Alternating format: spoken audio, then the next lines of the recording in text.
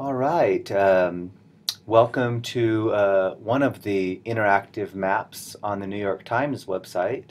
Anyone can access this website. I've provided the link for you. There are several maps that the New York Times provides based on census data.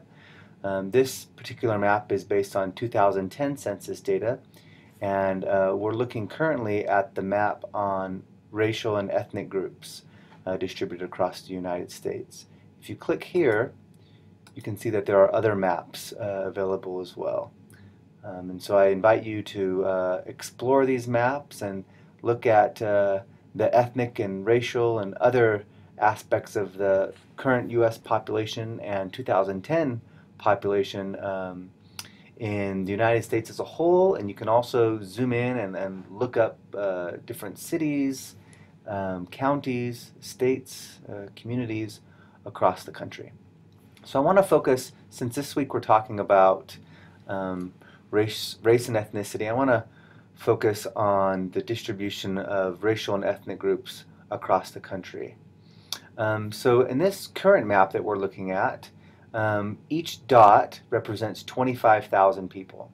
Green dots represent white people, blue, black people, the yellow, orange, Hispanic people, the red, Asian people, purple, Native American, and gray, other, like mixed race. We can see as we look at this map just sort of some basic trends. Maybe ask you to think about trends that you see across the continental United States. One trend is that you see densities of color around major metropolitan areas. So around Chicago, for example, we see a much more density of color.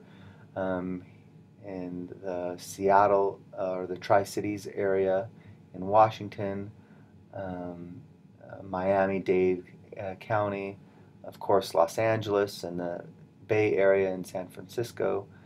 Here's the Salt Lake area, not as populated or as densely populated as some other cities in the United States. And of course the New England area, including New York City. Another trend you might notice is the color differences.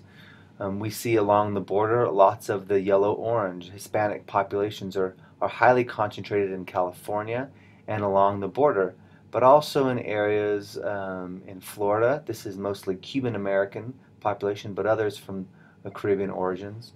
And increasingly in other areas. Chicago has a large Hispanic population. New York City does as well.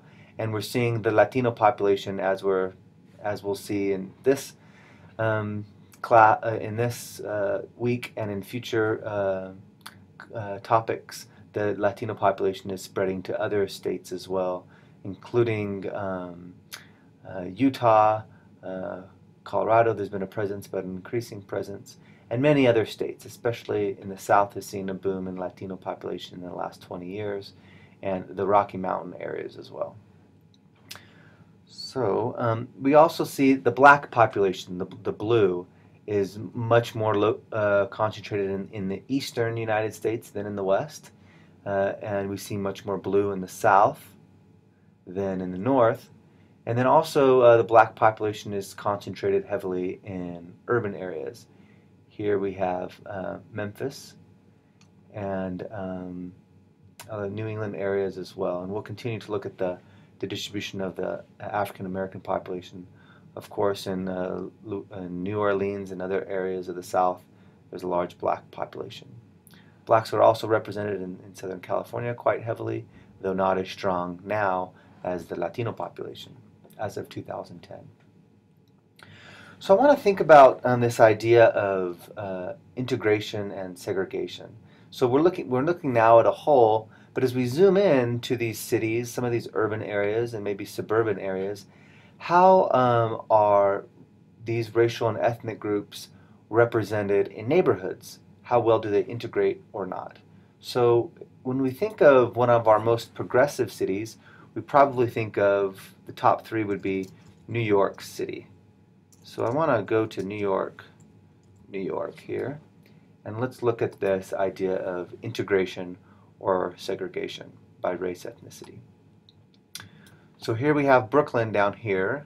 Here's Manhattan Island, the Bronx, and over here is New Jersey.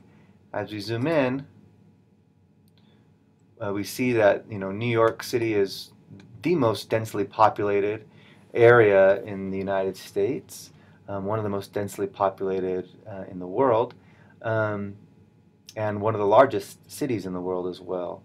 New York City includes the 5 boroughs, of course, and so because of the density of the population, we see these really vibrant colors, rich colors. But ask yourself how well New York City, our most progressive city, or one of our most quote-unquote progressive cities, how well it's integrated. Where do the populations live? Well, we can see that while we do see pockets of integration, for example, um, here in this census tract 183, we see that whites are 40%, Hispanics 32%, Asians 25%, but still blacks are just 1%. Come over to this census tract. We see blacks are 48%, Hispanics 18%, whites 2%, Asians 12%.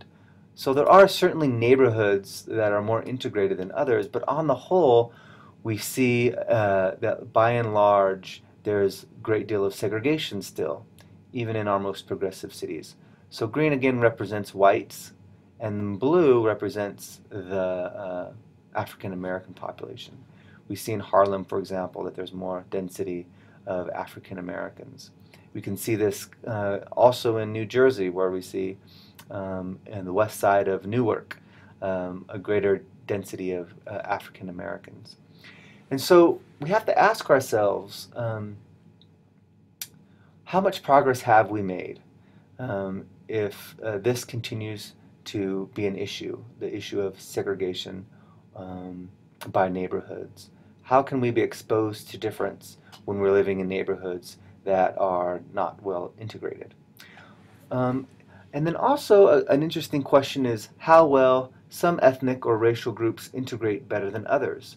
So looking at this and looking at the colors, and here are again the groups, which racial or ethnic groups are better at integrating with others than other groups?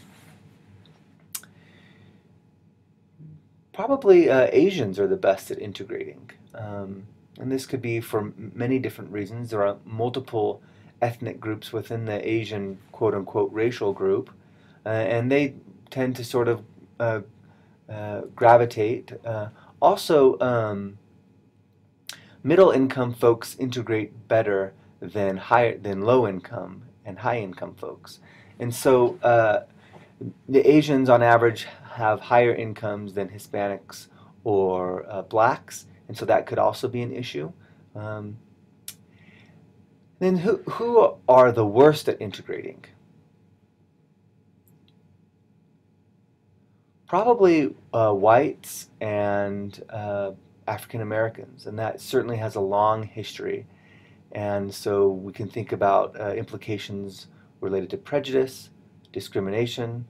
Obviously, we're a country founded on slavery, and that history persists with us of bigotry and racial discrimination and prejudice. But also the socioeconomic differences certainly play out as well. Okay, so now I want to bring this closer to home, and let's look at Salt Lake City now.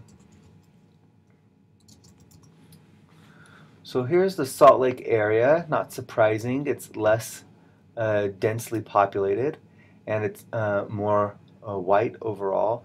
But still, we can see differences in terms of neighborhood integration and segregation. We see, for example, close to the avenues area and so on, the white population predominates, whereas on the west side in Salt Lake City, the Latino population dominates. And then as we go closer, we can see that some census tracts are better at integrating than others. Here around Liberty Park, for example, we see whites are 65% of the population and Hispanics are 25%. Other racial and ethnic minorities are not as well represented as Hispanics, but certainly we see red dots here and some blue dots, and there are also a good amount of pink dots and gray dots as well. Okay, so let's now go to Provo.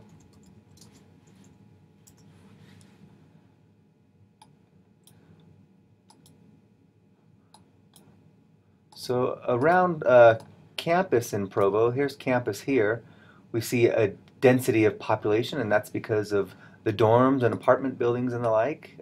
Students overwhelmingly are still white. That's not a surprise. But we can see also that there are quite a bit of yellow and non-green dots as we move further west in Provo, close to the freeway. Latinos are more concentrated here. And we can compare neighborhoods. So here in the Joaquin district, where many students live, whites are 87%, Hispanics 8%. As we go down the census tract, I live in the Mazer district, where whites are 65% and Latinos are 28%. And so Provo is, yes, becoming increasingly diverse, but we have to think how well, even in Provo, even in Zion, we're integrating or segregating by neighborhood. So that's all.